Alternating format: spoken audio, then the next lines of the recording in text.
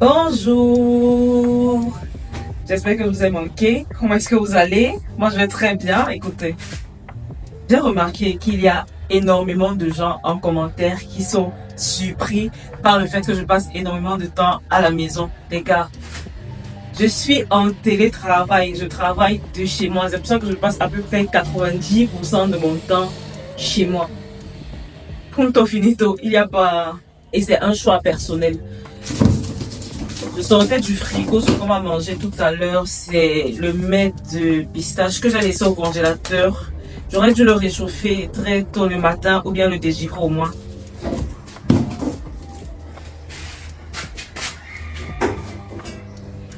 J'aime bien le fait de travailler de chez moi, mais il faut avouer que c'est quelque chose qui isole énormément. C'est le week-end généralement que je peux voir du monde. Mais à part ça, toute la journée, je suis cloîtrée chez moi.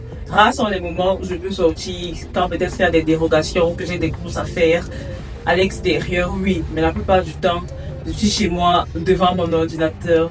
J'aime bien parce que ça me permet de gérer plus ou moins mon temps et ce que j'ai envie de faire comme je veux.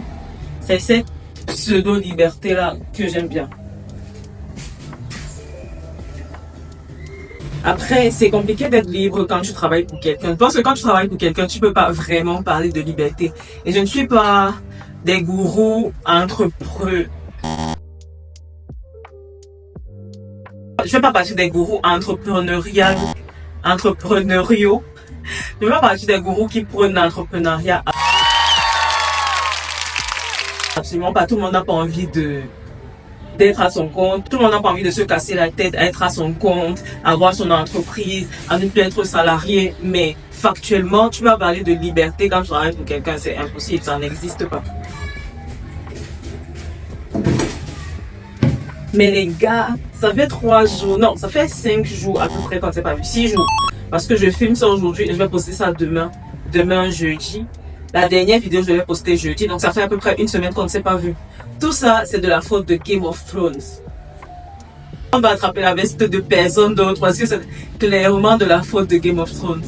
Cette série m'a envoûtée. Ce qui me fascine dans cette série, c'est que c'est un peu comme les Kardashians. Je vous explique avant que vous n'attrapiez. Je vous explique avant que vous n'attrapiez ma veste, c'est que quasiment chaque personnage a une storyline hyper intéressante. C'est incroyable. Que ce soit Sansa, Tyrion, Daenerys, Cersei, le fils de Cersei, quasiment tout le monde, quasiment vraiment tous les personnages, même s'il y a des personnages principaux, ils ont une storyline incroyable. Mais les scénaristes, parce qu'il y en a certainement plusieurs, mais ils s'en foutent. Ils sont incroyablement forts. Franchement, c'est rare. C'est très très rare de pouvoir voir une série où tu vas trouver quasiment chaque personnage avec une storyline et la storyline est intéressante. C'est trop rare. C'est trop rare. Je suis choquée.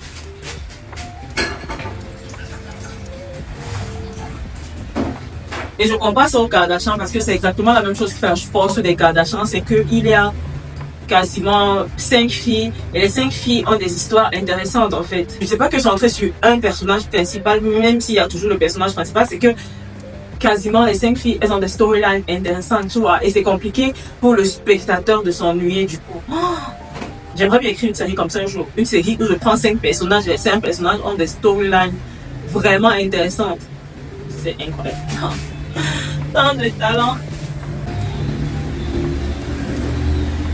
La saison des pluies reprend ses lettres de noblesse. Il ne se passe plus quasiment une seule journée sans qu'il ne pleuve. Moi j'aime bien, j'aime le mood de la pluie. Ok, j'aime. Désolée, je me perds. Cette vidéo c'est un résumé de Game of Thrones. C'est pour parler du télétravail.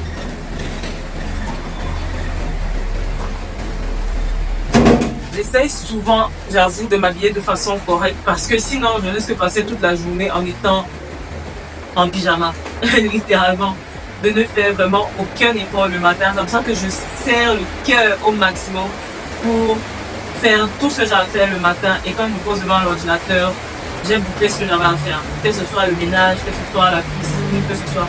Sinon, quand tu t'assois, après de te relever et commencer à faire ce que tu as à faire, c'est compliqué. C'est très compliqué.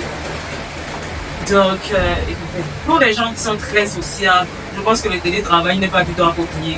Pour les gens sociables, le télétravail, c'est un suicide, c'est une mort très lente.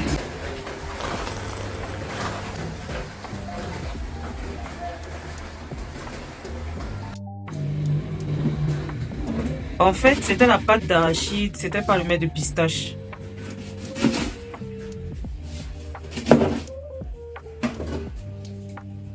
Comme ça, de près, on dirait un gâteau au chocolat.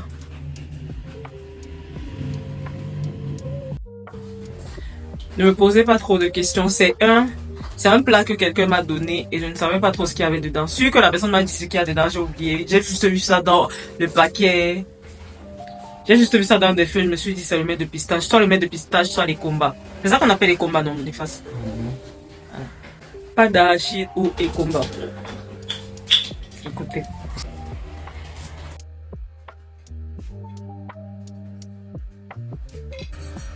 Mon ordinateur est déjà vieux, donc il fait énormément de bruit. Tout le ronronnement que vous entendez là, c'est lui le responsable. C'est exactement pour ça que je ne filme pas souvent quand je suis en train de travailler, parce que je vais passer toute ma journée devant l'ordinateur et c'est clairement inintéressant de me voir être là juste à taper sur la machine, à recevoir les messages des clients. Envoyer leurs commandes, recevoir les messages des clients, envoyer leurs commandes. Franchement, c'est terriblement inintéressant. Au début, ce qui me faisait peur avec le télétravail, c'est que ça me rende encore plus flemmarde que ce que je ne suis déjà. Mais je me suis rendu compte que, étant donné que tu es dans des conditions plus ou moins agréables de travail, tes supérieurs s'attendent à 5 fois plus de résultats, vraiment.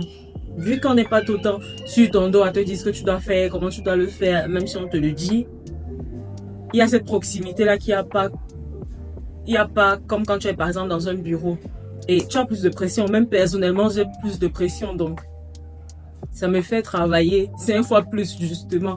Mais là où j'ai un gros problème, c'est vraiment un problème d'organisation et de gestion du temps.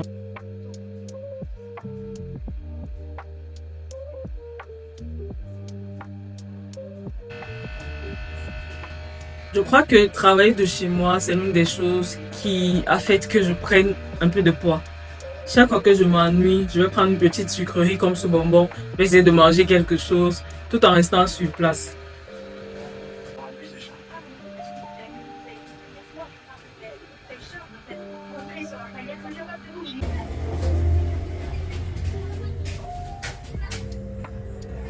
Pour celles qui ne veulent pas prendre de poids, le télétravail est fortement déconseillé parce que là, il est 18h15. Pourquoi je fais genre vous allez voir quelque chose, non? Et j'ai de nouveau faim.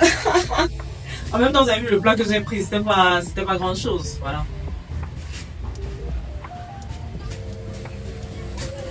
Qui connaît cette merveille?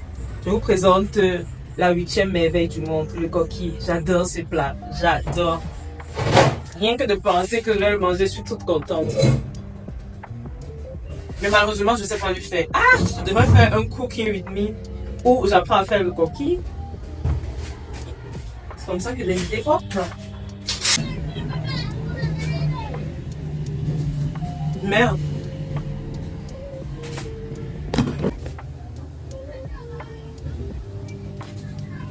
Je n'ai pas bien laissé se dégivrer, il est encore congelé. Je dois le remettre au feu. Mais moi, j'ai faim.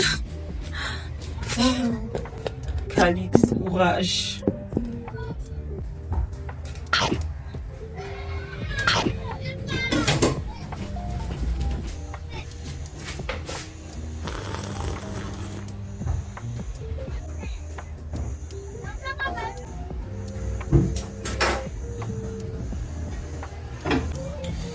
Écoutez, on va aller se balader un peu tout à l'heure. Juste marcher. Et j'ai envie de manger mon sandwich. Il y a un sandwich qu'on fait ici en route que je n'ai pas mangé depuis très longtemps. Un sandwich aux saucisses, à l'œuf et à la mayonnaise. Ça fait longtemps que je n'ai pas mangé. Je vais juste prendre une petite quantité de coquilles pour laisser l'espace dans mon ventre pour pouvoir manger ce sandwich. Je vais l'acheter après qu'on ait mangé un peu. Parce que justement, travailler de la maison, ça rend extrêmement sédentaire. Heureusement que j'essaye quand même de faire du sport 1 à 2 fois par semaine. Quand je suis beaucoup trop motivée, j'en fais 3 fois par semaine. Et sédentaire et associé à ça, je l'ai déjà dit. Marcher, ça te permet vraiment de voir des ombres humaines autres qu'à la télévision sur ton téléphone. Donc, même s'il va se faire un peu tard, ça sera déjà 19h, le temps que le coquille cuise, que je mange un peu parce que j'ai la giga dalle. Et qu'on y aille. Bientôt, cette robe va me lâcher parce que je la porte tellement. Elle est confortable. Attendez.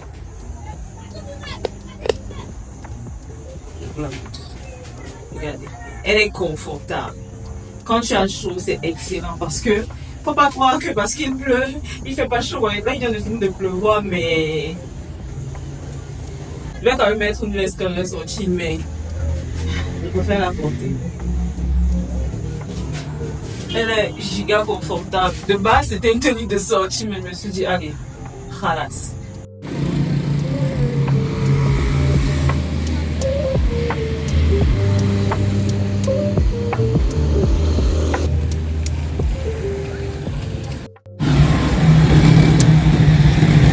Je vais m'asseoir à un endroit où il y avait la lumière.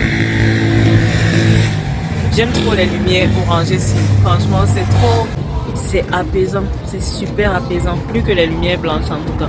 Mais ça me fait des yeux rouges tout le temps. Il doit aussi y avoir beaucoup de bruit parce que c'est une route passante, je vous montre.